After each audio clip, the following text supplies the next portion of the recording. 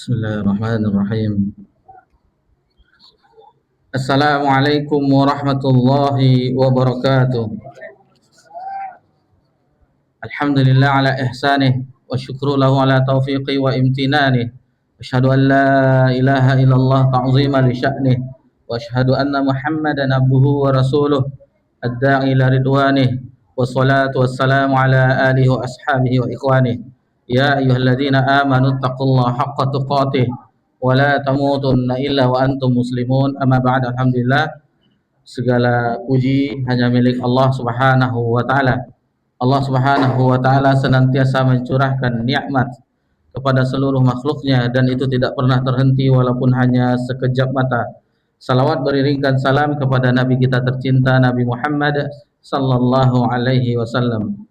Alhamdulillah, di tanggal 14 Safar 1448 Hijriah, 28 Juli 2026 Masehi, alhamdulillah kita berkumpul di tempat yang mulia ini, di salah satu rumah Allah Subhanahu wa taala, tempat yang terbaik di permukaan bumi. Alhamdulillah.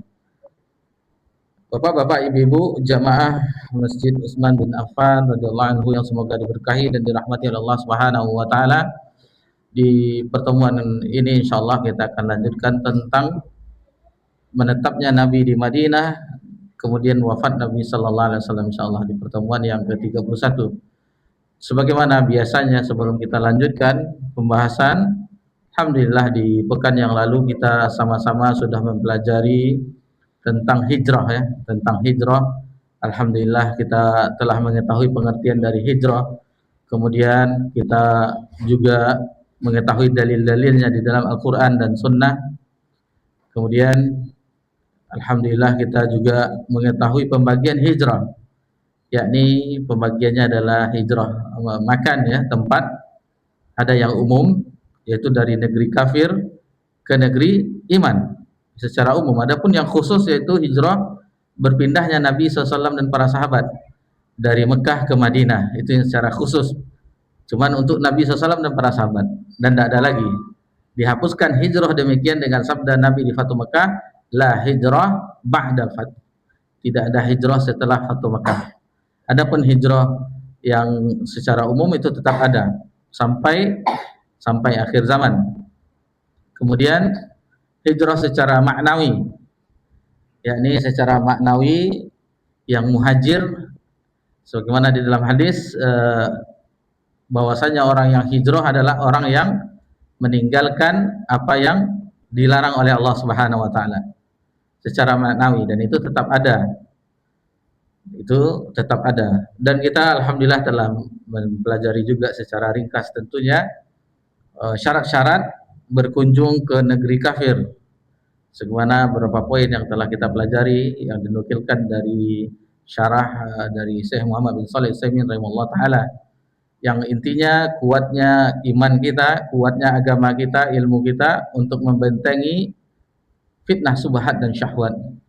Syubhat untuk agama, merusak agama, syahwat, godaan di negeri barat yang kita ketahui.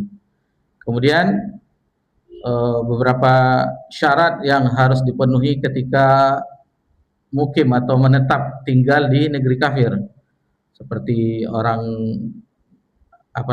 pelajar atau mahasiswa ya, mengambil lanjut studi S2 atau S3 atau S1 juga di luar. Kemudian ini negeri-negeri orang barat, negeri kafir, yang di situ susahnya untuk menegakkan agama Allah Subhanahu wa taala. Ada syaratnya. Atau seseorang yang melakukan meneliti tentang sesuatu atau hal-hal yang seperti berobat atau duta besar dan yang lainnya, tentu ada syaratnya. Dan untuk menetap itu banyak syarat-syarat yang telah kita pelajari. Kalau tidak tenang atau tidak bebas kita dalam menjalankan agama, lebih baik pindah. Itu makanya disyariatkan hijrah, karena sudah tidak tenang lagi kaum muslimin, Nabi dan para sahabat di Mekah. Itu makanya dicari tempat yang tenang. Itu yang diizinkan oleh Allah, dipilih oleh Allah yaitu Madinah. Baik. Jadi alhamdulillah itu yang telah kita pelajari di pekan yang lalu secara singkat ya. Dan insyaallah kita lanjutkan ke matan. Kata muallif penulis rahimallahu taala, semoga Allah merahmatinya dan kita semua yang mempelajari apa yang telah ditinggalkannya. Falamma istaqarra bil Madinah, jadi setelah Nabi menetap atau tinggal di Madinah, umira baqiyatu syara'il Islam mislu zakah. Jadi Allah memerintahkan kepada Nabi untuk melengkapkan syariatnya, seperti syariat Islam seperti di sini disebutkan zakat, wassaum, puasa, wal hajj, haji, wal jihad, wal amri bil ma'ruf, yaitu mengajak kepada kebaikan, wan nahi 'anil munkar, melarang mencegah kepada dari kemungkaran, wa ghairi dzalika min syar'il Islam, dan lain-lainnya dari syariat Islam. Sebelum kita lanjutkan tentang wafatnya Nabi SAW, kita bahas yang ini dulu, bahwasanya Nabi pertama kali itu tinggal di Madinah secara ringkas ya, yang telah kita pelajari hijrahnya, kisah hijrah Nabi di pertemuan kita yang lalu secara ringkas. Di Nabi awal Madinah yang pertama kali yang terdengar oleh Abdullah bin Salam. Ini hadis yang diriwayatkan Imam Tirmizi dalam sunannya, an Abdullah bin Salam, dari Abdullah bin Salam, ia berkata, lamma qadiman nabiyyu sallallahu alaihi wasallam Madinah. Jadi ketika Nabi sallallahu alaihi wasallam datang ke Madinah, injafalan nasu ilaih, lalu manusia, orang-orang itu menuju kepada beliau sallallahu alaihi wasallam. Fajitu fin nas la anzara fi, dan manusia melihat kepada Nabi SAW. Fajitu fin nas la anzuru fi. Begitu juga Abdullah bin Salam juga seperti orang-orang juga melihat Nabi. Falammas tabanat wajhu Rasulullah sallallahu alaihi wasallam, araftu anna wajahu laisa biwajhil kadzdzab. Jadi kata Abdullah bin Salam, pertama kali melihat wajah Nabi sallallahu alaihi wasallam, maka dikenallah, aku mengenalnya bahwa wajah tersebut bukanlah wajah kadzdzab, bukan wajah seorang pendusta. Nah, ini pertama. Nah, begitulah Nabi SAW di Mekah, orang-orang yang melakukan ibadah haji dan umroh itu melihat Nabi itu tidak seorang pendusta. Banyak yang menyebutkan, di antaranya yang menyebutkan adalah Tufail. Tufail mengatakan apa yang didengarnya dari Nabi SAW itu bukanlah sihir, bukan guna-guna, bahkan lebih indah daripada syair. Terpana beliau mendengar apa yang diucapkan oleh Nabi sallallahu alaihi wasallam. Nabi membacakan firman Allah Subhanahu wa taala. Jadi Nabi membacakan ayat-ayat Allah, kitabullah yang dibacakan kepada orang-orang. Dan begitulah reaksi pertama orang-orang mendengar Al-Qur'an. Jubair bin Mut'im ketika mendengar ayat Al-Qur'an, seolah-olah jiwaku terbang ke langit. Nah, begitulah mendengar Al-Qur'anul Karim. Memang luar biasa firman Allah Subhanahu wa taala. Jadi wajah Nabi itu tidak ada wajah seorang pendusta. Dan begitulah yang mencontoh Nabi SAW. Ulama terdahulu, jika dilihat oleh orang lain, maka orang-orang akan teringat akan surga dan neraka. Nah, ini begitu berwibawanya mereka dengan apa yang dibawanya. Apa yang dibawa dari mereka? Yaitu warisan Nabi, ilmu. Nah, jadi itu makanya seorang talabul ilmi itu menjaga adab-adab, menjaga wara' ya, menjaga dirinya. Nah, jangan seperti orang-orang yang belum belajar agama. Boleh bercanda tetapi secara hak, tidak berlebihan. Nanti keluar rumah tanpa, memang aurat dari pusar sampai lutut, tetapi adabnya, masalah adab ya.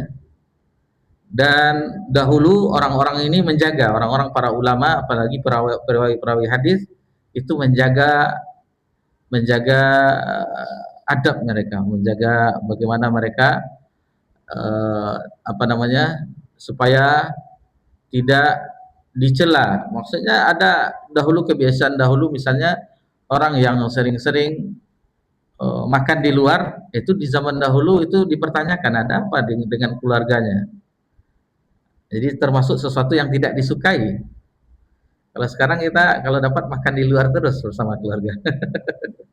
Makan di situ ada yang baru buka lagi ini. Beda zaman ya, jangan disamakan karena ada perkataan-perkataan dahulu yang tidak mungkin diterapkan sekarang. Kalau dahulu kalau ulama itu menjaga agama ini luar biasa ya, tapi jangan diterapkan sekarang. Tidak cocok rasanya. Seperti ungkapan ulama hadis dahulu, lebih baik saya bertetangga dengan kera dan babi daripada orang yang melakukan bid'ah katanya. Nah, keras. Karena apa? Tujuannya untuk menjaga agama Allah Subhanahu wa taala. Karena dahulu ahlu sunnah itu jaya. Sunnah itu banyak. Istilahnya dibandingkan dengan sekarang. Kalau sekarang berapa orang yang kajian? Sedikit. Hanya sedikit orang yang mengaji. Ustadz penuh Istiqlal Ustadz. Istiqlal sebelum Covid ya, Istiqlal itu penuh. Itu dibandingkan dengan kaum muslimin di Indonesia enggak seberapa. Belum lagi dunianya. Jadi hanya sedikit orang ahlu sunnah. Jadi itu makanya ulama-ulama kita menulis kitab Rifqan ya ahlu sunnah, berlemah lembutlah wahai ahlu sunnah, apalagi sesama ahlu sunnah, berlemah lembut. Ini sudah sedikit cerai-berai pula. Allah musta'an. Ini memang proyek setan ya, untuk memecah belah hati kita. Ini jamaah masjid itu. Dahulu tidak ada mengenal jamaah masjid. Oh itu orang itu. Ini contoh ya di Pekanbaru kita. Ini orang di situ. Seolah-olah walak dan baraknya di masjid itu atau di organisasi itu. Tidak. Kita al-wala wal barak telah belajar di awal-awal dahulu bagaimana loyalitas kita kepada sesama muslim. Barak kita terhadap orang kafir. Ini beda yayasan, beda ini sudah. Oh, enggak. Itu orang masjid itu tuh. Ini orang Masjid Utsman nih. Allah musta'an. Tidak ada. Jadi aneh ya, aneh kita.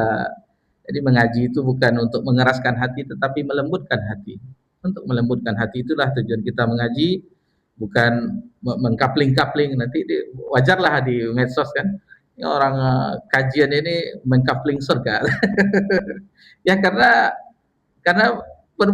orang mengatakan demikian karena ulah kita yang seharusnya itu tidak disebutkan di zaman ini. Bahkan di antara fikih dakwah atau fikih dalam mengamalkan, ada sesuatu itu kita meninggalkan sunnah agar tidak terjadi fitnah. Contoh misalnya sholat sunat sesudah subuh, kan tidak ada. Tetapi karena terlambat kan ada ya riwayatnya, orang yang lazim sholat sunat sebelum subuh tahu-tahunya ketiduran, kan ada masa-masanya. Boleh sesudah itu kita sholat sunat fajar. Nah, tapi lihat masjidnya, orang udah belajar atau enggak. Kalau timbul fitnah di rumah saja enggak apa-apa. Nanti orang bajangwi sholat sunat sudah subuh. Nah, ini istilahnya kita lihat momen-momennya. Kita lihat apakah di masjid itu orang sudah belajar atau belum. Nanti gara-gara tidak kapan lagi mereka itu tahu, enggak, harus diisi dulu dengan ilmu, harus diberitahu. Nanti timbul ya hal-hal yang fitnah jadinya. Kemudian kata Abdullah bin Salam, fakana awwalu ma takallama bi an qal, jadi yang beliau ingat pertama kali yang diucapkan oleh Nabi SAW, sabda Nabi SAW, ya ayuhan nas, wahai manusia, afsyus salam.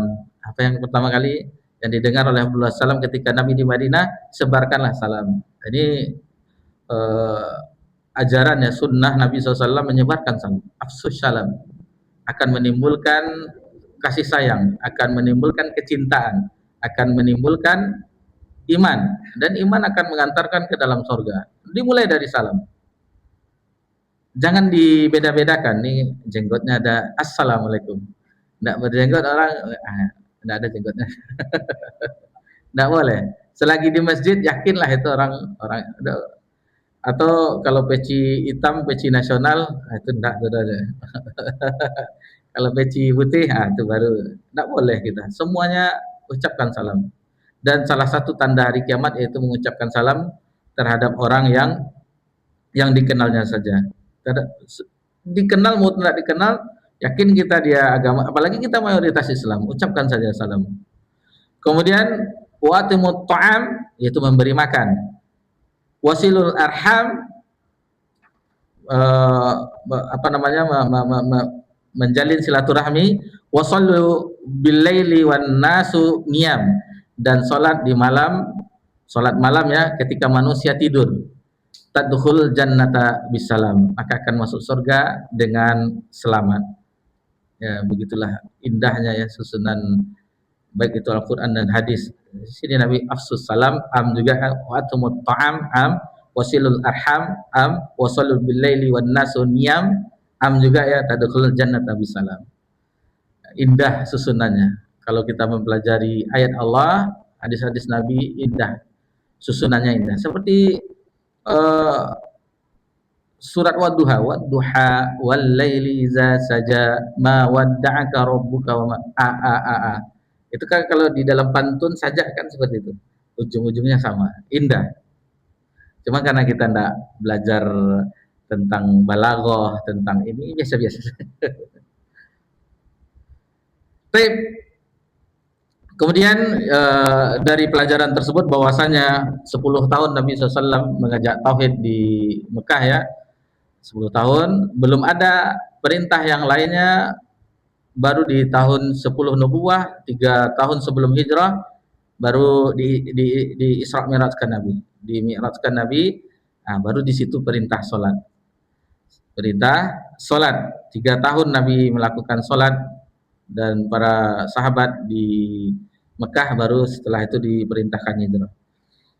Adapun zakat, itu perbedaan para ulama. Ada yang mengatakan bahwasanya perintah zakat itu pertama kali yaitu di Mekah.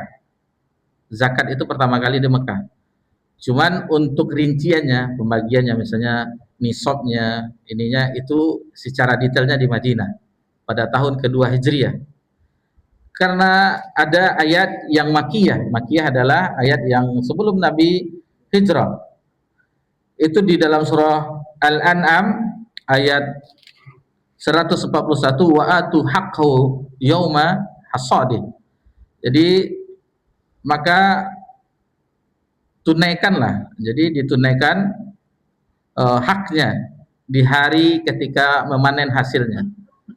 Ini dikeluarkan zakatnya maksudnya. Atau di ayat yang lain nanti bisa dilihat dalam surah Al-Ma'arij, wallazina fi amwalihim haqqum ma'lum. Jadi orang-orang yang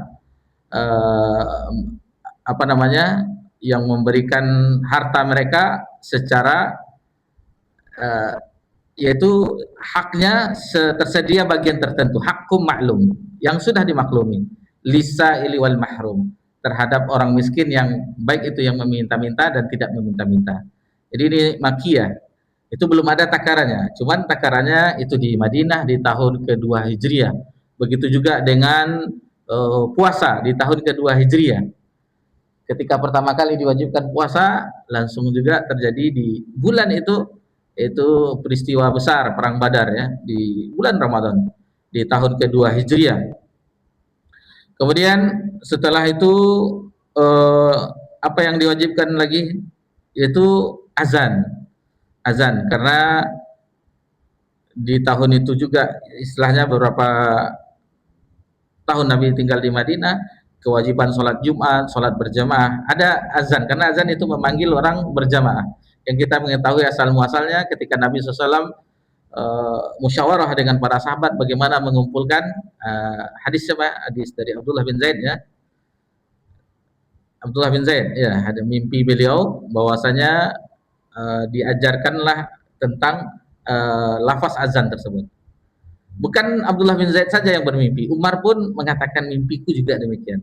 Lalu Nabi perintahkan agar diajarkan lafaz azan itu kepada Bilal agar memanggil orang dengan azan. Sebelumnya ada yang mengusulkan dengan api unggun, enggak kata Nabi, ini majusi. Dengan lonceng, enggak, ini orang Nasrani. Dengan trompet, enggak, ini orang Yahudi kata Nabi SAW. Nah, azan yang mulia. Kemudian setelah itu maka ada amar ma'ruf nahi munkar sampai Nabi wafat seluruhnya ya, amar ma'ruf nahi munkar sampai Nabi diwafatkan oleh Allah Subhanahu wa taala di tahun ke-11 Hijriah. Baik, kita lanjutkan matannya. Kata muallif rahimahullah taala, akhadha ala hadza asra sinina wa ba'daha tufiya salatullahi wa salamuhu alaihi. Jadi setelah Nabi sallallahu alaihi wasallam 10 tahun di Madinah dan menyampaikan segala syariat yang diturunkan kepada beliau, setelah itu beliau sallallahu alaihi wasallam itu diwafatkan oleh Allah Subhanahu wa taala. Baik, kita sedikit mengulang kembali pelajaran secara ringkas karena waktu ya terbatas tentang wafatnya Nabi sallallahu alaihi wasallam. Dimulai dari sekembalinya Nabi dari haji wada, haji yang terakhir. Jadi haji wada itu perintahnya di tahun 9, perintahnya setelah Fatu Makkah, tapi pelaksanaannya di tahun 10 Hijriah. Jadi setelah kembali dari haji wada maka turunlah ayat yang surat, bukan ayat ya, surat yang terakhir. Adapun ayat yang terakhir itu Al-Maidah ayat 3 ketika di Arafah, yaitu surah An-Nasr. Surah An-Nasr itu surat yang terakhir turun. Idza jaa nasrullahi wal fath wa ra'aitan nas yadkhuluna fi dinillahi afwaja fasabbih bihamdi rabbika wastaghfir innahu kana tawwaba. Jadi ketika ayat ini turun ditafsirkan oleh Abdullah bin Abbas sebagaimana di zaman Umar, ketika Umar memasukkan Abdullah bin Abbas dalam majelis surahnya, padahal isi majelis surah itu adalah orang-orang suyuh, orang-orang tua veteran perang Badar, perang Uhud dan yang lainnya. Abdullah bin Umar masih pemuda, masih belia ya. Lalu ada yang tidak setuju. Kami punya anak seperti beliau juga. Kenapa harus dimasukkan ke majelis surah? Ini kalau sekarang orang golongan tua dan golongan muda. Lalu dites dengan ayat ini. Umar metes. Lalu bagaimana menurut kalian tentang surah An-Nasr? Jadi rata-rata menjawab secara teks ayat tentang kemenangan, tentang berbondong-bondong orang masuk Islam dan seterusnya. Ketika Umar menanyakan kepada Abdullah bin Abbas radhiyallahu anhu, lalu kata beliau, ini pertanda wafatnya Nabi sallallahu alaihi wasallam. Kata Umar, itulah yang saya ketahui. Kemudian Rasulullah SAW mengucapkan kalimat-kalimat yang mengisyaratkan perpisahan. Sudah ada tanda-tanda mau meninggalnya, sudah ada. Bahkan Nabi SAW di haji wada itu bersabda, litakhuzu anni manasikakum. Pelajarilah, ambillah dariku tata cara haji kalian. La'alli la aqahum ba'da ami haza. Bisa jadi setelah tahun ini kita tidak berjumpa lagi, kata Nabi SAW. Ini kan sering itu orang-orang yang mau meninggal, entah jumpa lagi kita tahun depan, tidak. Rupanya memang ada tanda-tandanya. Kalau bahasa kita sehari-hari, meninggalkan parangai ya. Jadi kalau ada yang aneh-aneh meninggalkan parangai itu. Kemudian di Madinah beliau sering ziarah ya ke Baqi', mendoakan orang-orang yang di situ yang dimakamkan di Baqi'. Syuhada Uhud, beliau juga mendoakan orang yang dimakamkan, para syuhada Uhud. Jadi beliau pun ada beberapa pesan yang di dalam hadis yang disebutkan. Jadi di antara wasiat-wasiat di menjelang wafat Nabi SAW ini secara ringkas saja. Yang pertama, beliau mewasiatkan agar orang-orang musyrik dikeluarkan dari Jazirah Arab, sebagaimana terdapat di dalam Fathul Bari. Yang kedua, itu beliau berpesan untuk berpegang teguh dengan Al-Quran. Yang ketiga, kita ringkas saja ya untuk mengulang-ulang yang mungkin kita telah mempelajari Sirah Nabawiyah. Beliau tetap memberangkatkan pasukan Usamah bin Zaid untuk berperang melawan imperium besar ketika itu, Romawi. Dua imperium besar, Romawi dan Persia. Romawi. Berapa umur Usamah bin Zaid ketika menjadi panglima perang? Belasan. 18 ya, 18. 18 tahun sudah menjadi panglima perang. Masih muda. SMA atau baru tamat, baru masih kuliah lah kalau zaman kita. Kalau pemuda sekarang apa? Minta jajan. Ini sudah panglima perang. Sudah sama dengan siapa Pangam sekarang, nggak tahu gitu ya. Susunan kabinet sekarang. Entah kenapa kalau dulu hafal semuanya. Dulu ini sedikit ya selingan, waktu zaman sekolah menteri itu semua hafal. Menteri luar negeri Ali Alatas, menteri luar negeri Rudi, sampai sekarang menteri tenaga kerja Kosmos Batubara. Sekarang nggak tahu menteri-menteri. Sering diresafel. Entah, nggak tahu lah. Dulu hafal waktu zaman sekolah. Jadi 18 tahun beliau tetap diberangkatkan pasukannya. Kemudian keempat, Nabi berwasiat agar berbuat baik kepada orang-orang Ansar. Ini nasihat Nabi SAW, karena perjuangan Ansar yang luar biasa. Bagaimana Ansar yang telah membantu kaum yang hijrah, orang-orang yang hijrah, bahkan melebihkan. Di sini ada namanya mendahulukan saudara, dan itu tidak didapat kecuali terhadap orang Ansar. Istar, yaitu wa yusiru ala anfusim walau kana bihi khasasah. Jadi mereka mendahulukan saudaranya muhajirin daripada diri sendiri. Bahkan istri diberikan. Ini luar biasa ya.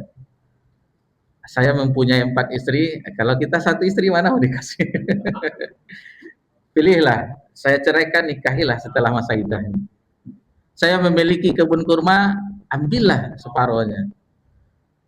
Ini luar biasa ya, didikan Nabi Sallallahu Alaihi Wasallam berhasil mengikat dengan Dengan keimanan. Mengikat dengan keimanan. Jadi hati itu yang diikat oleh Nabi SAW, dan itu karena nikmat. Fa asbahtum bi ni'matihi ikhwana. Nikmat dari Allah. Tidak bisa disatukan kecuali Allah yang menyatukan. Kalau seandainya semuanya ikhlas, itu akan disatukan oleh Allah. Tetapi kalau sudah melenceng, itu cerai-berai. Itu cerai-berai. Banyak kita saksikan orang yang sudah lain niatnya, itu cerai-berai. Allah musta'an.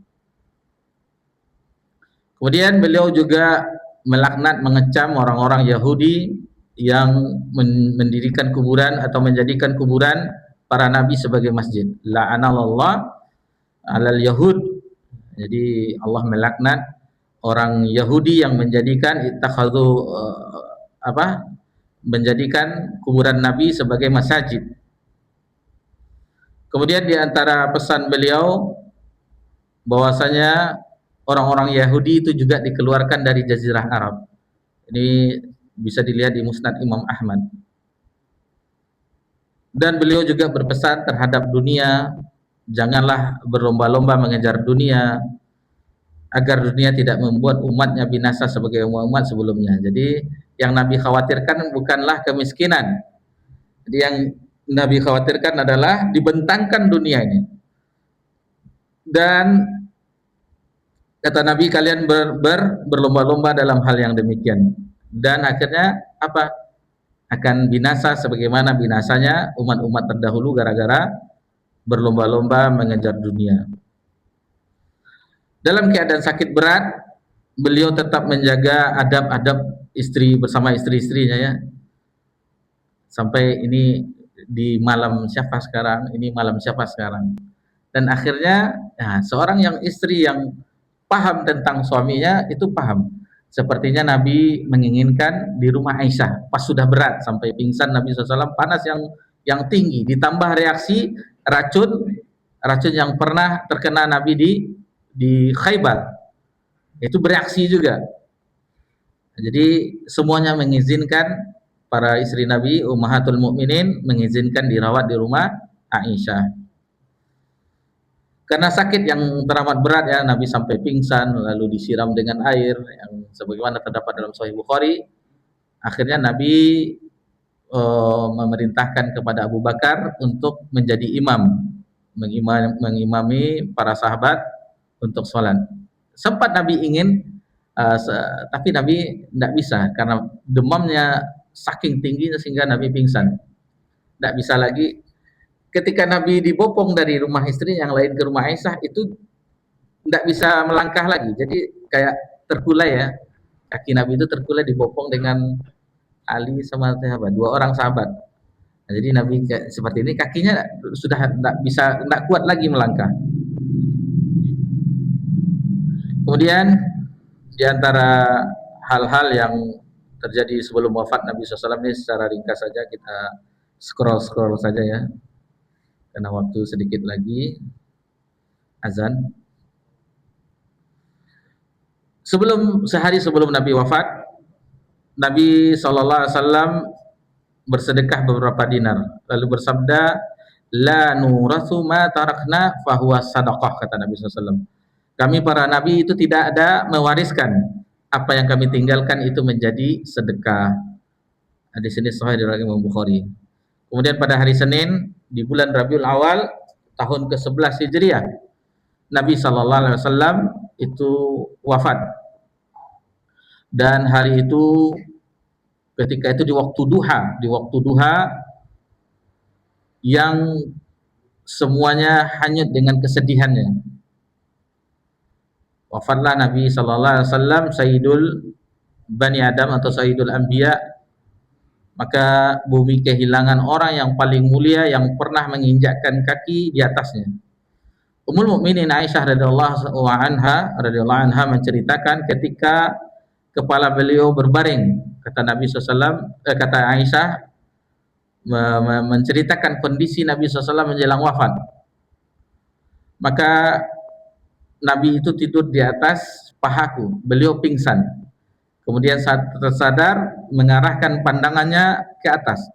Seraya berucap, apa kata Nabi? Allahumma arfiqul a'la. Itu yang diminta oleh Nabi, yaitu bahwasanya Nabi ingin di tempat yang paling tinggi. Tentang sholat Nabi wasiatkan juga tentang budak, as-shalah wa ma malakat aimanukum, itu juga Nabi wasiatkan juga tentang jangan kasar terhadap budak. Nabi wasiatkan juga sholat dan tentang budak-budak. Teringat kita hadis siapa?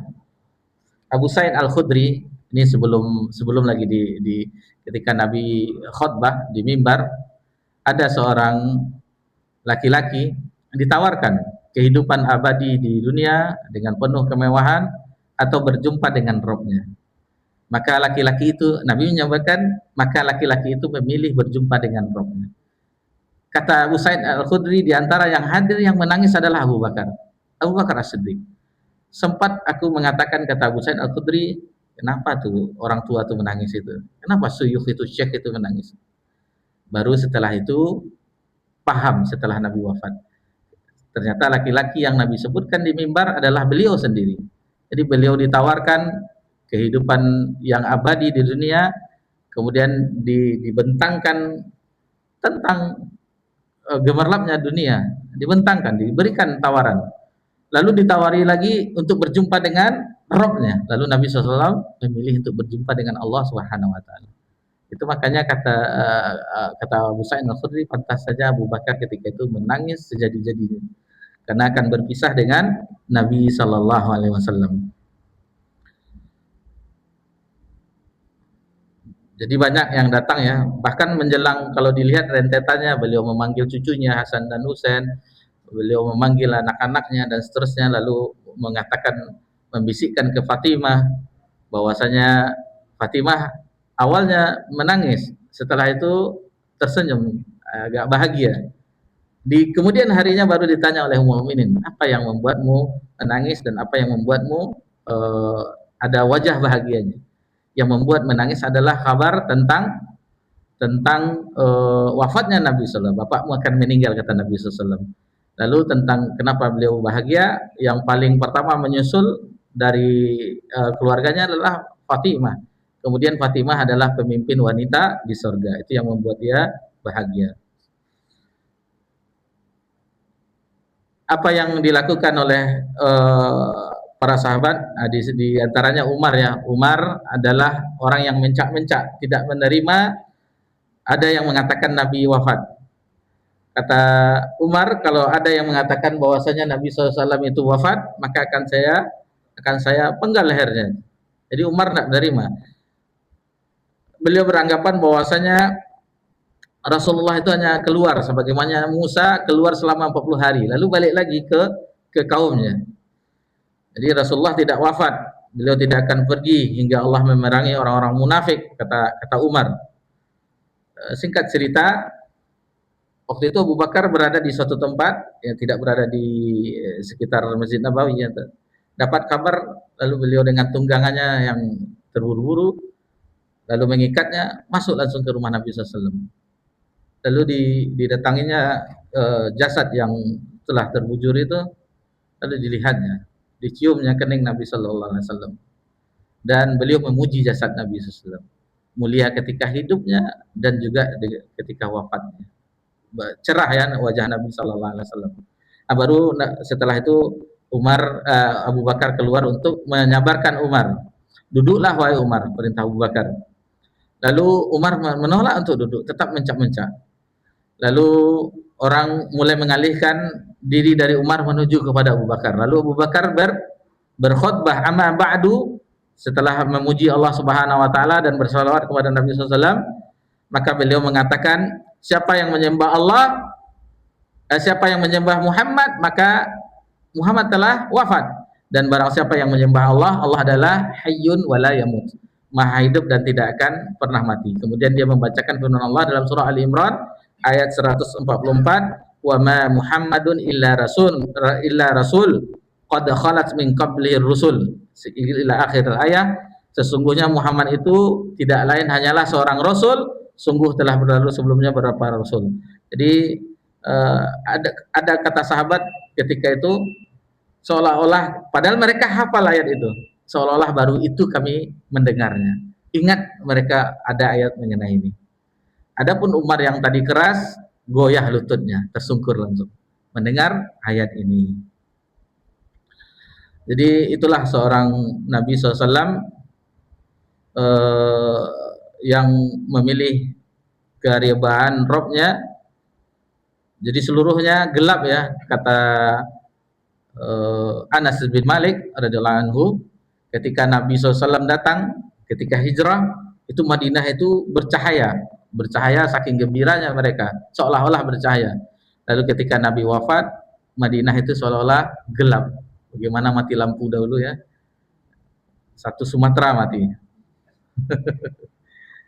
Gelap, begitulah. Dan mereka pun hanyut dengan kesedihan, larut dengan kesedihan, merasakan kekosongan jiwa. Ya bagaimana tidak, mereka ditinggal orang yang paling mereka cintai, Nabi SAW. Mereka mencintai Nabi SAW melebihi diri mereka, bukan keluarga, anak, harta, tetapi melebihi dari diri mereka.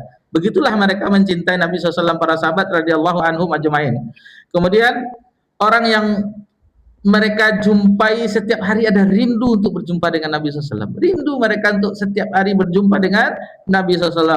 Orang yang lebih mereka cintai dari, yang sebagaimana kita sebut, lebih dari ayahnya, ibunya, anak mereka, dan seluruh manusia. Itulah bagaimana merasa kehilangan mereka. kita tidak merasakan, tetapi para sahabat merasakan hal yang demikian. Kita tidak merasakan karena kita tidak hadir ketika itu, dan kita tidak merasakan cinta sebagaimana sahabat mencintai Nabi Sallallahu Alaihi Wasallam.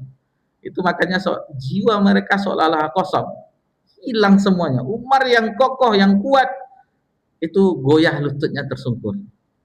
Itu yang dirasakan oleh penduduk Madinah ketika itu.